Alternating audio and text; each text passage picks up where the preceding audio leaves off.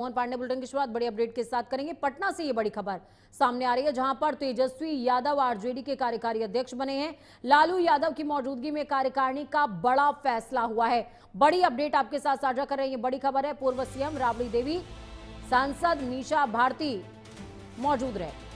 RJD की कमान अब पूरी तरह से तेजस्वी होल्ड करेंगे। तो पूर्व सीएम राबड़ी देवी, सांसद मीसा भारती भी इस मौके पर मौजूद रहे हैं। हालांकि कह सकते हैं कि परिवार के लोग मौजूद रहे हैं। हालांकि परिवार के लोग ही पार्टी में भी बड़ा रसूख रखते हैं।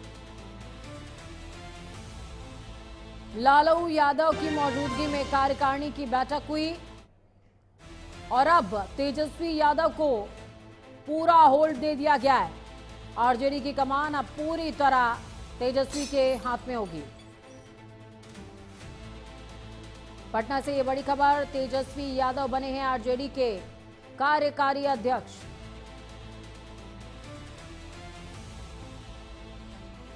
पूर्व सीएम राबड़ी देवी, सांसद मीसा भारती मौजूद रहे।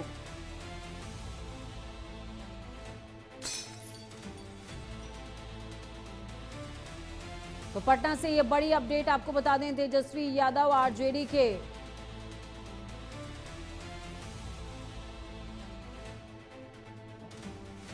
कार्यकारी अध्यक्ष नियुक्त किए गए।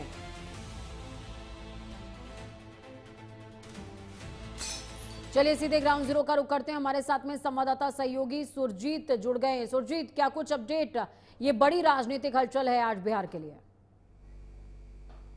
जी पूजा, बिल्कुल। आज जो है आरजेडी के लिए बहुत बड़ी खबर है और एक तरीके से कहा जाए तो आज आरजेडी की जो पूरी तरीके से कमान जो है तेजस्वी यादव के हाथों में सौंप दी गई है। और आज आरजेडी की कार्यकारिणी की बैठक की, इस बैठक में लालू प्रसाद, राबड़ी देवी, मीसा भारती समेत देश के जो 25 राज्य हैं, सभी राज्यों के जो प्रदेश अध्यक्ष और जिला अध्यक्ष यहाँ पे पहुंचे हुए थे।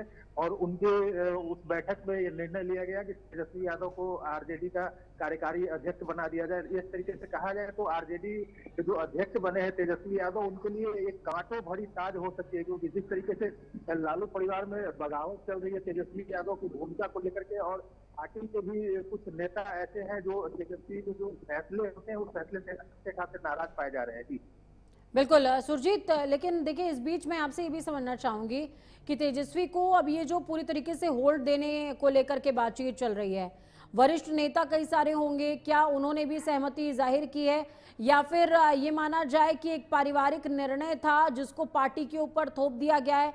कुछ दिनों में हमें ऐसे बयान भी सुनाई दे सकते हैं, कैसे देखा जाए इसे?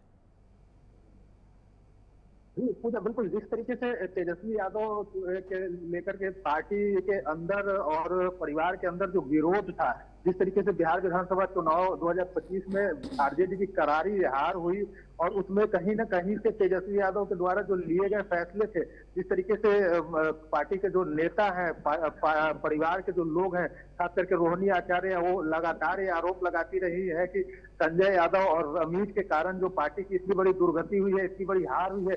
ऐसी स्थिति में तेजस्वी यादव को पार्टी का पूरा कमान सौंप दिया गया है। तो अभी मुखर होकर तो कुछ बोल नहीं रहा है, लेकिन अगर सदस्य अंदर की बात करें तो यहाँ पे होना निश्चित है, क्योंकि जिस तरीके से पार्टी के जो बड़े नेता और काफी अच्छी पकड़ रखते हैं आरजेडी के, वो भी उन्होंने भी तेजस्वी के कई ऐसे फैसले हैं जिस पर सवाल कर दिए हैं। और जिस तरीके से टिकट के बंटवारे में धांधली है उसको लेकर बिल्कुल सुरजीत, देखिए सुरजीत, क्या ऐसा ये ना मान लिया जाए कि इस फैसले में थोड़ी सी जल्दबाजी आरजेडी ने दिखा दी है? क्योंकि अभी रिसेंटली देखिए बिहार के चुनाव गए और बिहार के चुनावों के बाद जब मंथन के लिए मीटिंग इसी पटना में हुई थी, मुझे ध्यान आता है कि तेजस्वी यादव ने पेशकश भी करी थी कि मैं अपना इस्तीफा दे रहा हूं, मैं हार की जिम्मेदारी लेता हूं बिहार में, कि टिकट डिस्ट्रीब्यूशन और तमाम बातें देरी से हुई और भी जो कह सकते हैं कि जो मतभेद देखने को मिले, जो देरियां देखने को मिली या जो बेहतर प्लानिंग नहीं देखनी पड़ी, उसके लिए जिम्मेदार मैं हूं।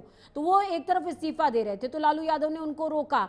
फिर उसके बाद में जो प्रदेश अध्यक्ष आरजेडी का वो चेंज किया जाता है और अब अचानक से कार्यकारिणी अध्यक्ष के तौर पर उनकी भूमिका नजर आने वाली है, कार्यकारी अध्यक्ष के तौर पर। तो क्या ये थोड़ी सी जल्दबाजी नहीं है? जी, पूरा बिल्कुल, जिस तरीके से आज ये फैसला लिया गया, निश्चित तौर पे ये जल्दबाजी भरा वाला फैसला साबित हो सकता है, क्योंकि जिस तरीके से लालू परिवार की पार्टी आरजेडी है और आरजेडी में लालू तो बगावत की ही, और खास करके अब जो है लालू परिवार के अंदर भी बगावत यहाँ पे खुल के सामने आ रही है, क्योंकि जो हार मिली है उस हार में कहीं न कहीं से लालू परिवार के जो लोग थे, करके तेज प्रताप यादव, उनके कारण भी पार्टी को कई सीटों का नुकसान उठाना पड़ा। तो ऐसी स्थिति में तेजस्वी यादव को कमान सौंपने से पहले जो लालू परिवार में जो बिखराव था उसको समेटने की कोशिश की जानी चाहिए थी, और जो पार्टी के नेता थे, जो बगावत कर रहे थे, जो बगावती सुर अपना रहे थे, उनको पहले विश्वास में लेना चाहिए था। उसके बाद तेजस्वी यादव की ताजपोशी होती तो निश्चित तौर पर एक अच्छा फैसला होता है। लेकिन अभी जल्दीबाजी में जो फैसला लिया गया है, इसके कारण जो है तेजस्वी की भूमिकाएं और जो एक तरीके से कहा जाए तो चुनौतियां काफी बढ़ गई है, खास करके अब तेजस्वी कि पार्टी को कैसे एकजुट करेंगे और पार्टी के साथ साथ परिवार को कैसे एकजुट करेंगे, क्योंकि अगर पार्टी और परिवार एकजुट नहीं होगा तो निश्चित तौर पे अभी आरजेडी की जो दुर्गति हुई है, आगे और भी दुर्गति हो सकती है। और आने वाले दिनों में जो आरजेडी के 25 विधायक हैं उनको संभालना सबसे बड़ी बात है, क्योंकि पार्टी में जो सूत्रों की माने तो पार्टी के कुछ ऐसे विधायक हैं जो पाला बदलने के लिए तैयार बैठे हैं। जी चलिए, बहुत शुक्रिया सुरजीत हमारे साथ जुड़ने के लिए, अहम जानकारी साझा करने के लिए।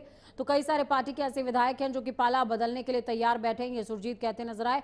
और आखिरी में ये जो इन्फॉर्मेशन सुरजीत ने दी है, ये बहुत बड़ी इन्फॉर्मेशन है। क्या अब अंदर खाने जिस तरीके की चीजें निकल करके सामने आ रही हैं, क्या आरजेडी दो फाड़ होती हुई नजर आएगी? क्या मतभेद, अंतरकला अब उभर करके सामने आ जाएगी? कार्यकारिणी की जो बैठक हुई है उसमें बड़ा फैसला लालू यादव के नेतृत्व में लिया गया कि तेजस्वी आरजेडी के कार्यकारी अध्यक्ष बनाए जाएंगे।